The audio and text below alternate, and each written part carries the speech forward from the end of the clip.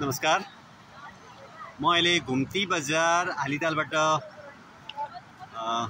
बोलिरहेको छु। यो हालिताल जाने बाटो हो। यहाँदेखि माथि अहिले आधी घन्टा पहिलेदेखि यहाँ पानी आएर बाटो अवरुद्ध भएको छ। यहाँ देख्न सक्नुहुन्छ तपाईँ, विभिन्न मान्छेहरू अल्पत्र परिरहेछन्। यो पनि हाम्रो देशको विडम्बना नै हो, यस्तो ठाउँमा पुल नभएर।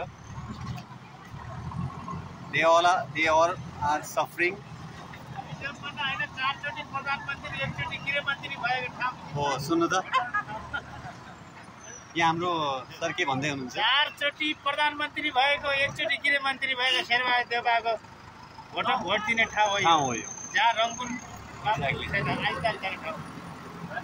हेर्न सक्नुहुन्छ, सबै मान्छेहरू अल्पत्र परेछन्। अब साँझ परिरहेछ, गाउँ अब कति बेलासम्म नदीको पानी रोकिने हो थाहा छैन। त्यो टेम्पररी बनाएको त्यो सबै संरचना भत्किसकेको छ।